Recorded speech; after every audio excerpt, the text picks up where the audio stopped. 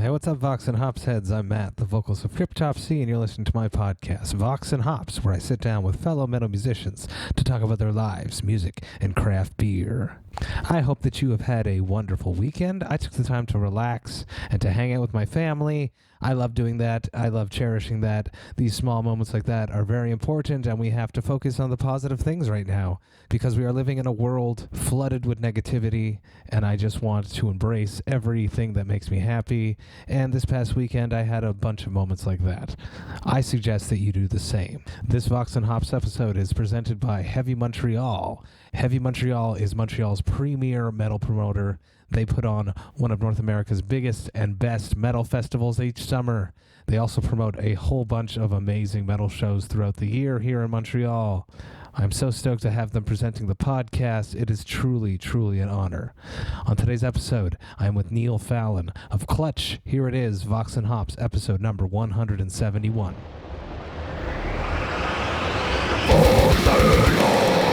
I warn you, what you are about to hear is very disturbing indeed.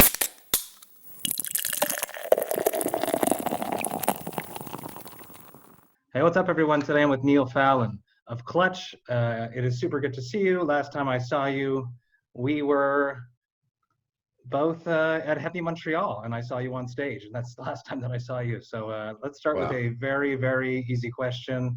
How are you? How are you doing? How are you coping with all the madness that is happening in the world?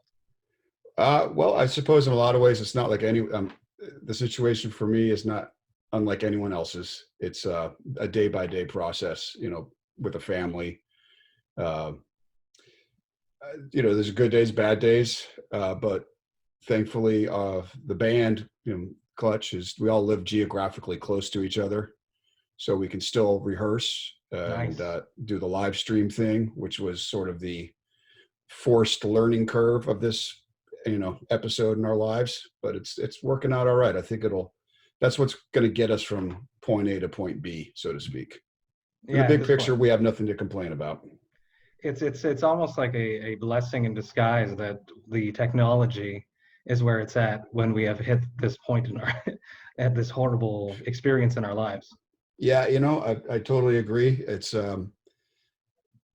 like my son who's 10, the way he communicates to his friends now is chat on Fortnite. And 6 months ago, I was not down with that. And now it's a godsend. If I can imagine what I would have been like if had this happened in 1981, it wouldn't have been a good scene. No, just completely isolated, sending snail mail letters back and forth. Probably.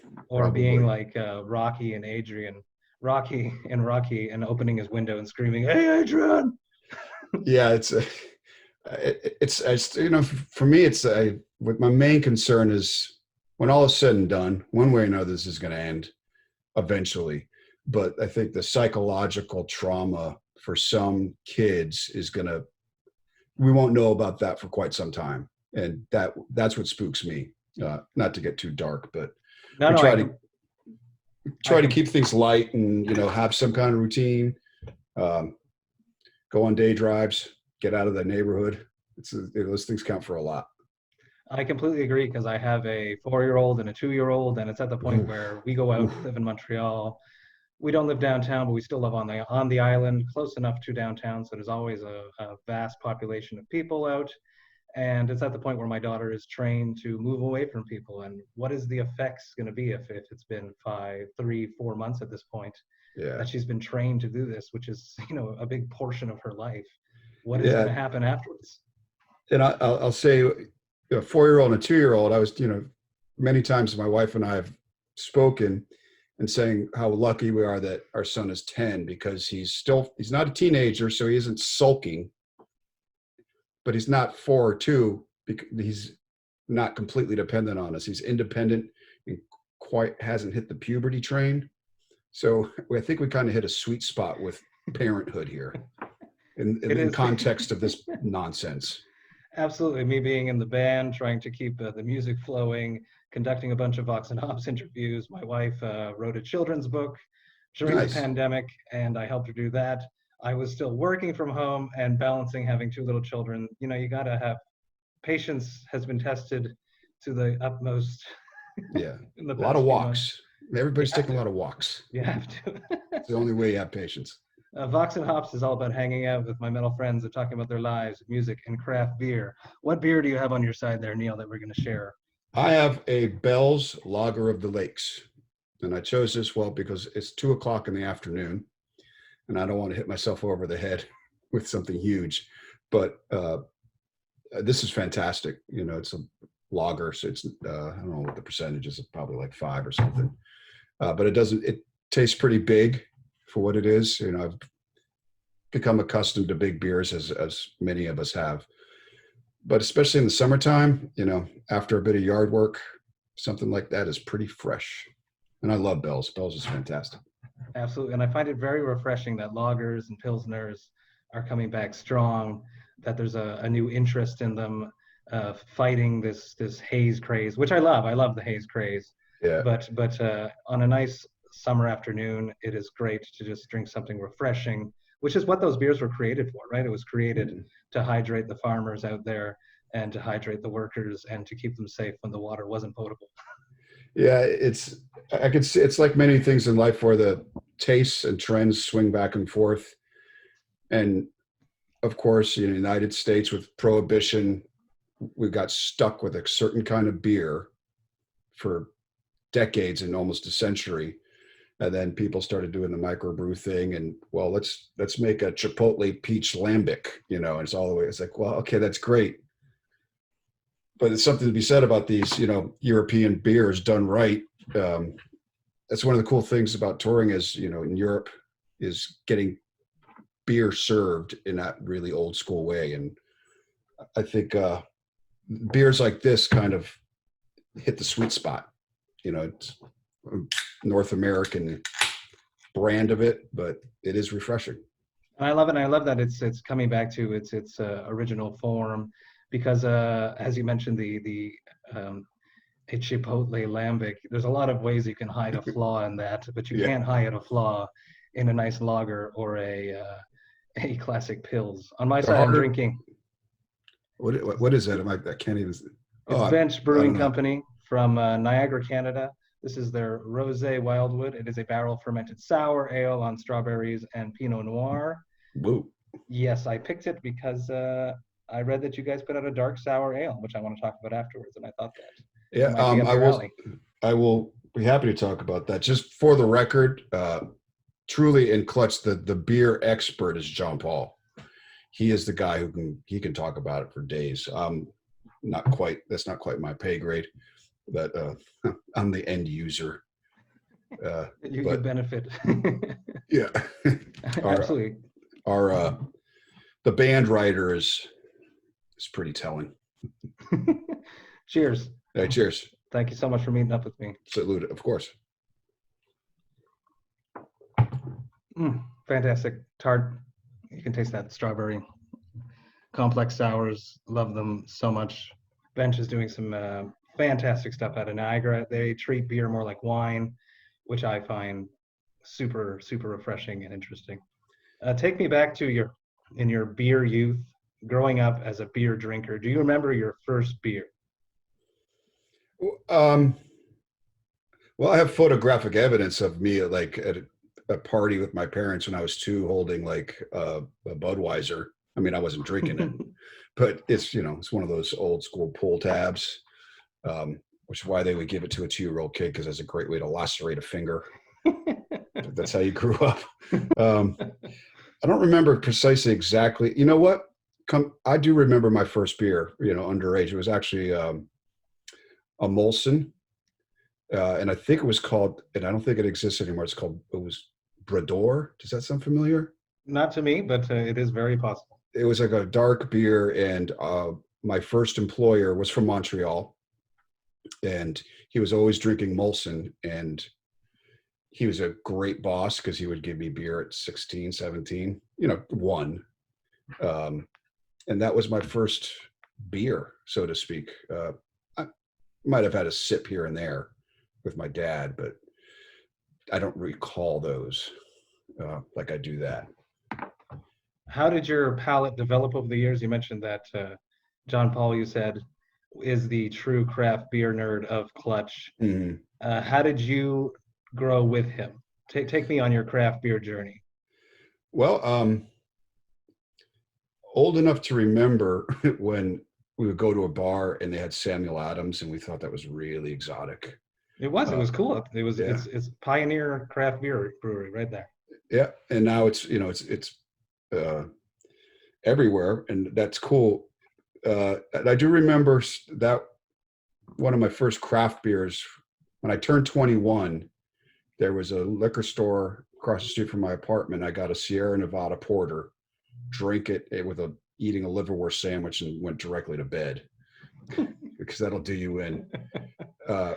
And then when we started touring and we started going out west, we saw more of these kind of beers we never heard of, particularly out in California, Colorado.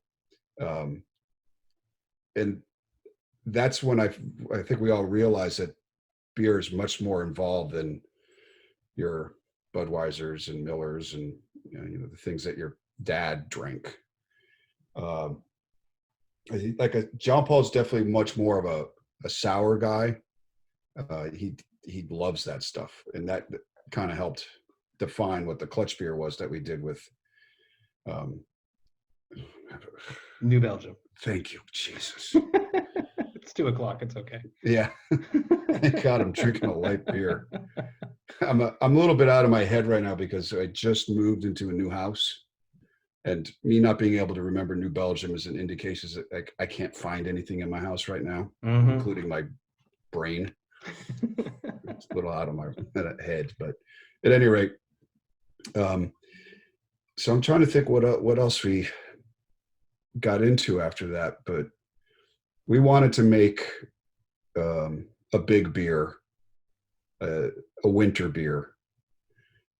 We were involved with it. We did a lot of development and research, so to speak.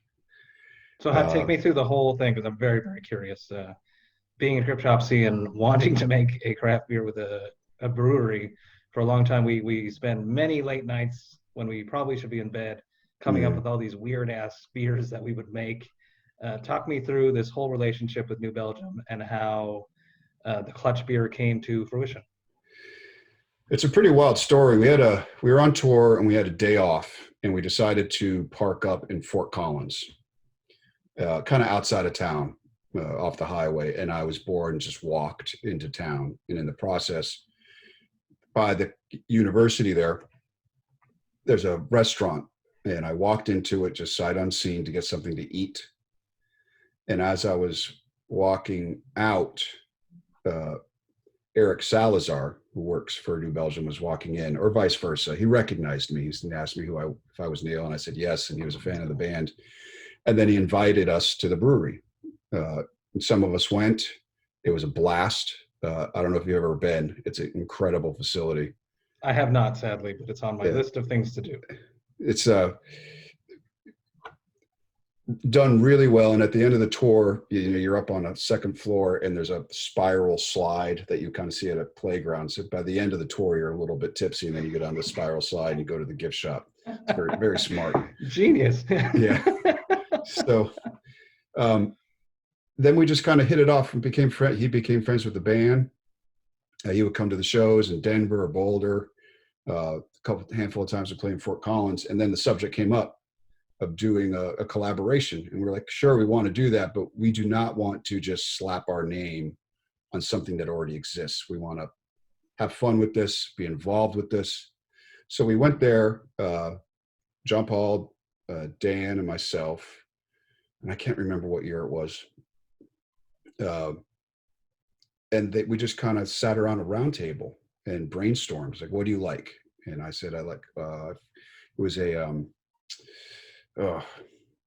was a porter or stout done by Great Lakes Brewery. And I can't remember which one it was. I mentioned I like that, and John Paul liked the sour. And then they brought in a bunch of their own beer. And they said, well, one of the things we like to do is they had a stout and they had their cherry sour, La Folie, and they poured them together.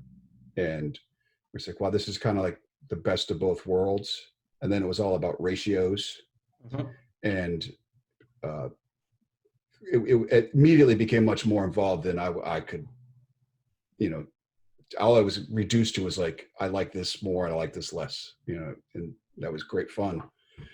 And that was it. And then we went back and we poured, the hops in, we were actually, and I think actually, if I remember correctly, John Paul may have thrown a drumstick into the original wort, or something along those lines. It's extra clutchy. Yeah. And that was that. And we're very proud of it. It was a big beer. I think it was 9%. And, being in a band, I thought like rock and roll critics were something else, but then I got introduced to the world of beer critics. Holy shit. There's some opinions out there. It's so subjective. That's why too. It's even more subjective.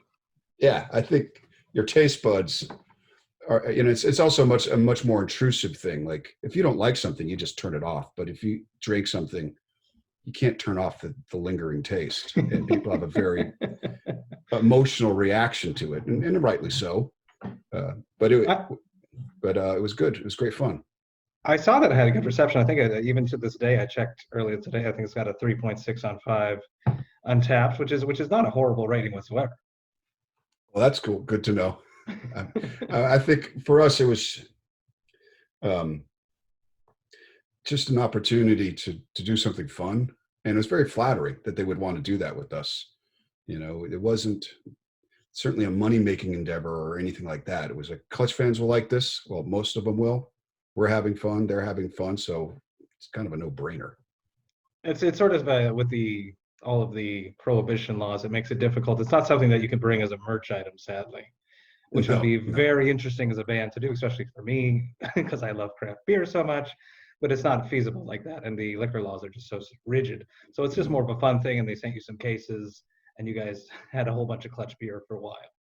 We did, and there were venues that would get their hands on a keg, Cool. And that was really cool. It was hard to come by. They did a second run of it. It was a little bit different. I couldn't really taste too much of the difference. I think they had their reasons. I mean, the people that are professional brewers, you have their scientists who are looking at yeast strains under microscopes and white lab coats, and then there's the people who have the nose and the olfactory senses that it's almost like I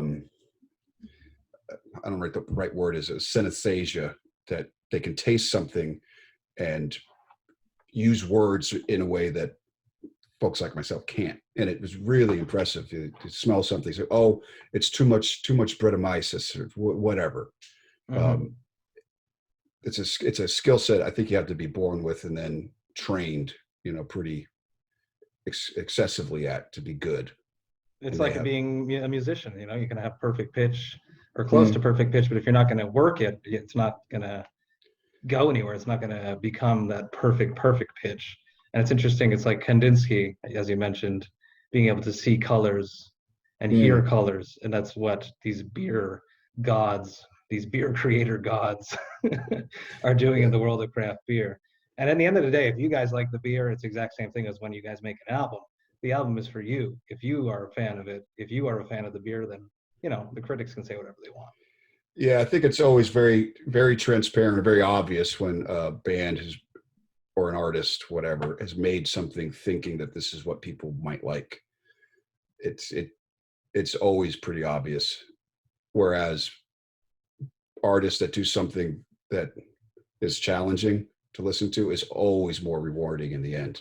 The albums that you have to listen to a couple times and then you kind of get it and then you latch onto it because it's got sincerity.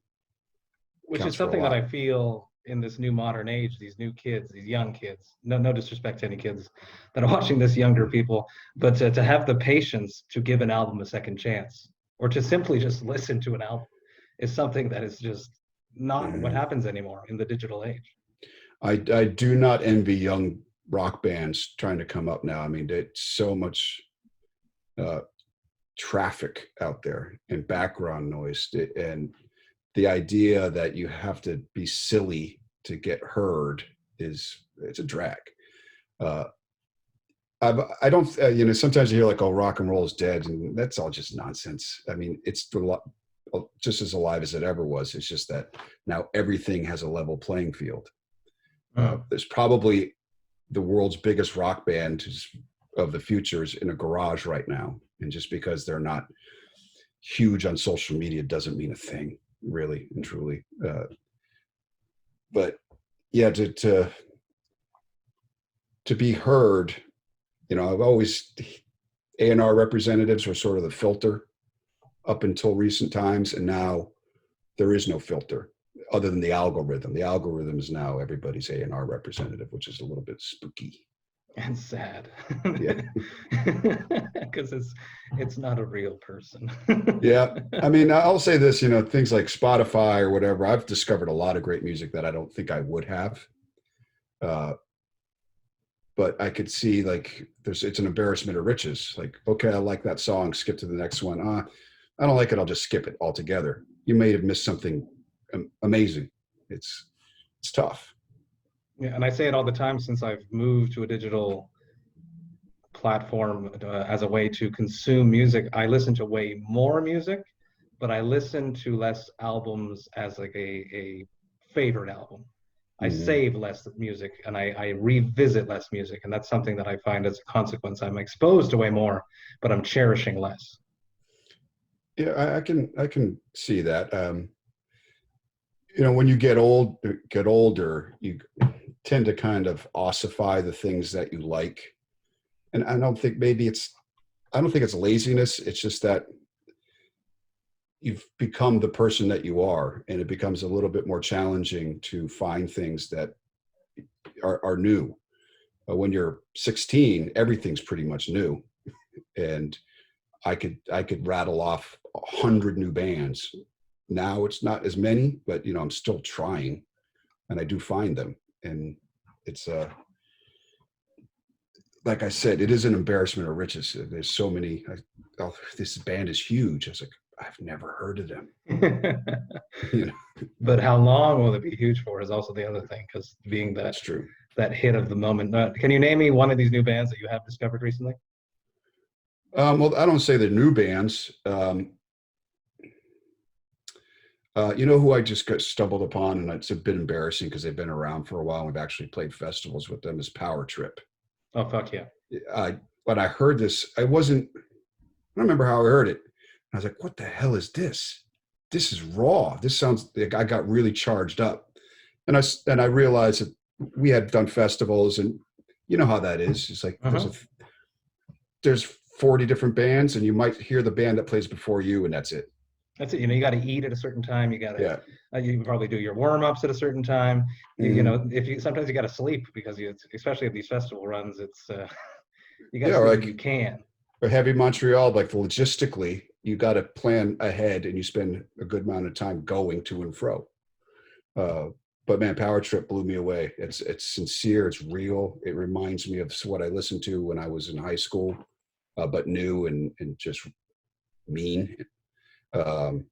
All Them Witches, another band that I adore.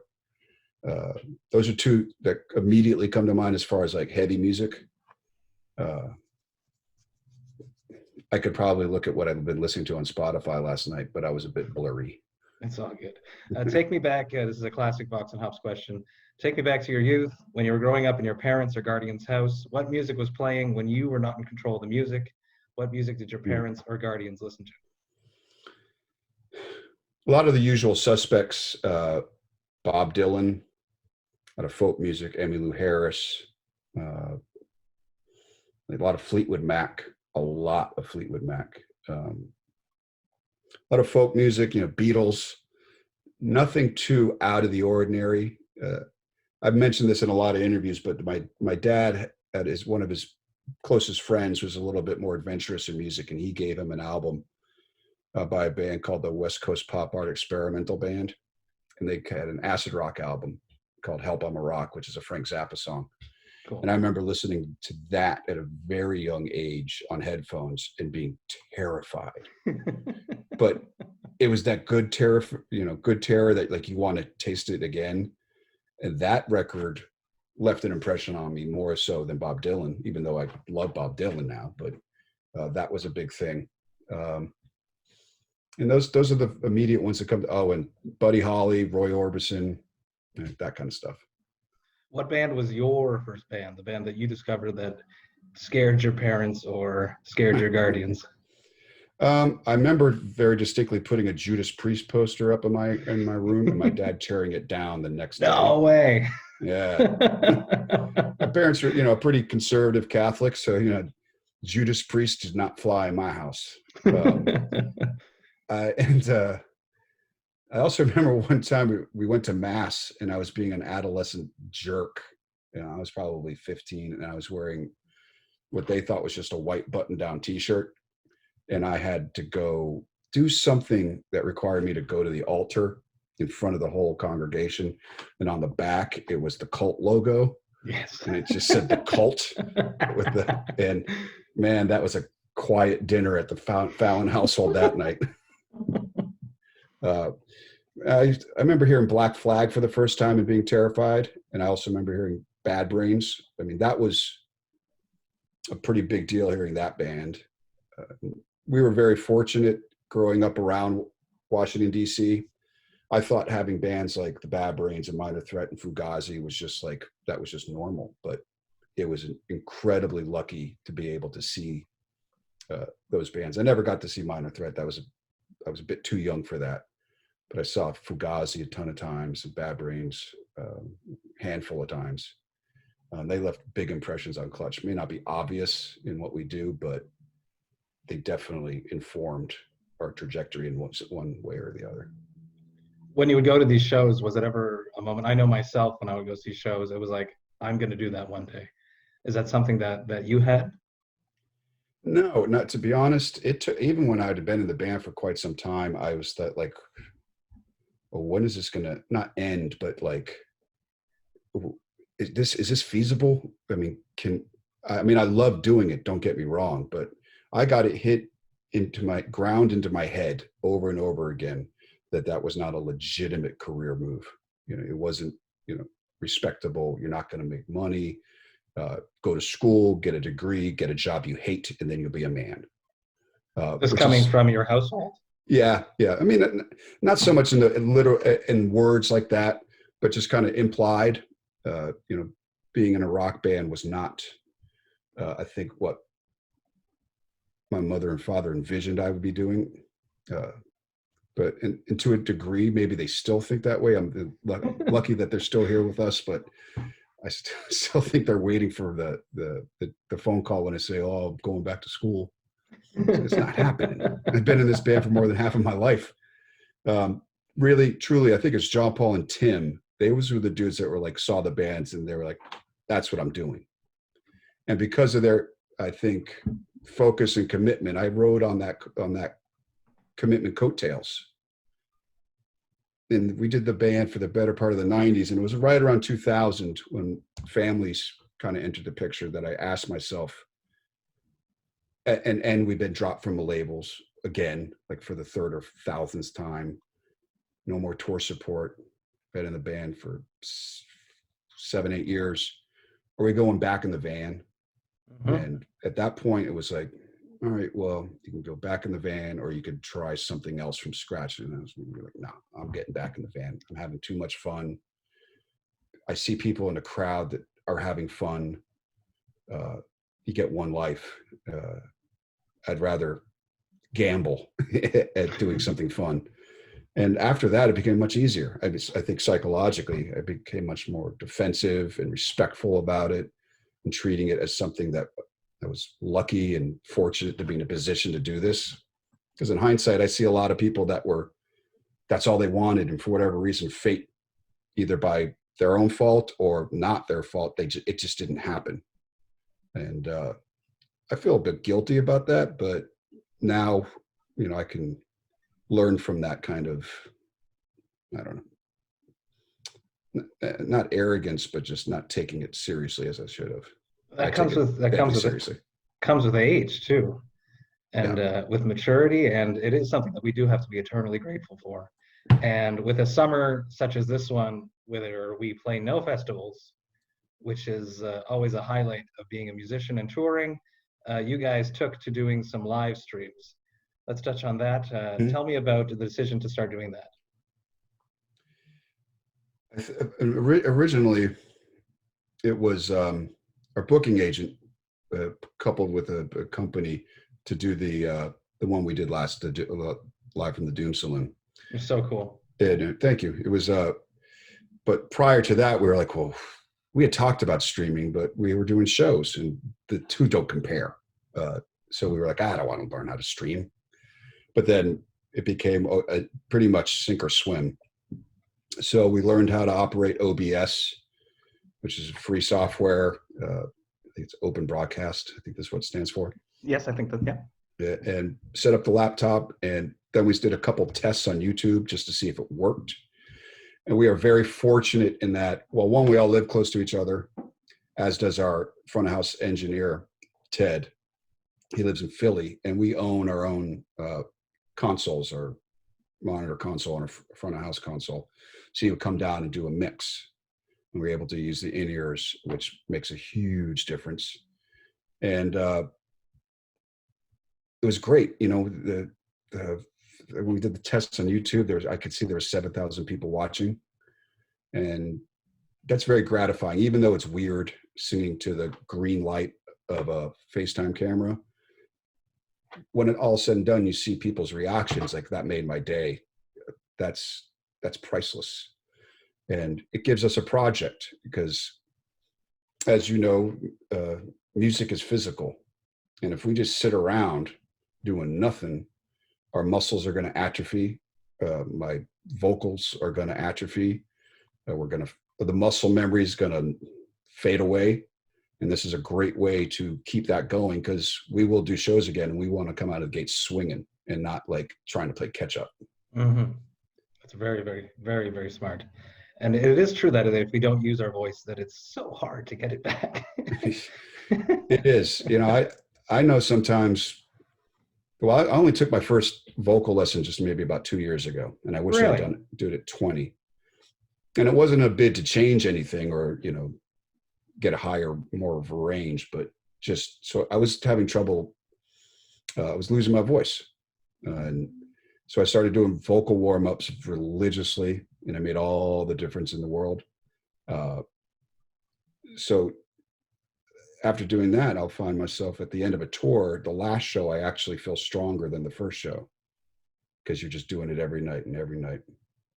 Having said that, we got together the other day and I hadn't sang and like really belted it out in about 4 weeks. And by the third song, I was like, oh, that you dummy. You lazy dummy. So it's easy to be comfortable. Yeah, so it's a good reminder. Thankfully, it was just the four of us and not a paying audience. So I'll be better at it. I love the price tag, $9. It was perfect, especially because it was a whole show. It wasn't just you guys. Very interesting. And I think that as this is going to continue, there's going to be more bands that are going to start doing this. If you could do it again, is there anything that you would change for future live streams? No, I mean, I think one of the things, no, I wouldn't change anything, because I think it was a great success in a way to connect to fans and pay the damn rent.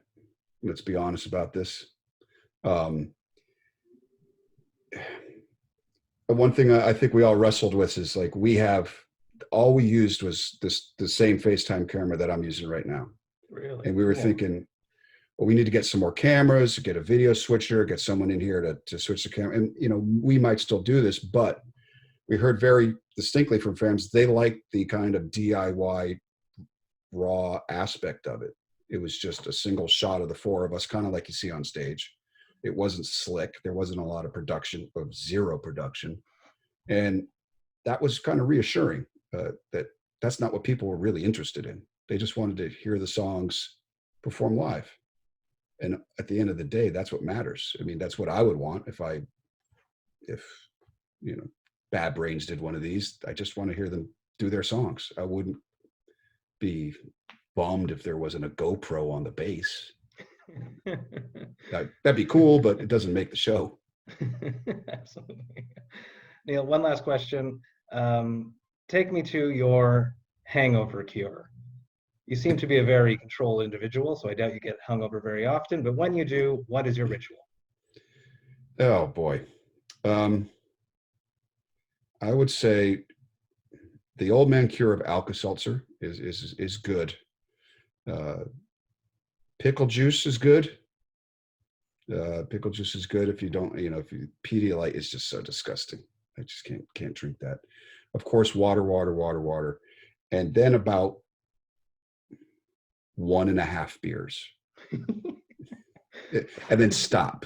That's where you got to stop. 1.5. That it'll just smooth things out and get a good night's rest, well hydrated, and probably do it again the next night. It happens. It does, especially on the road.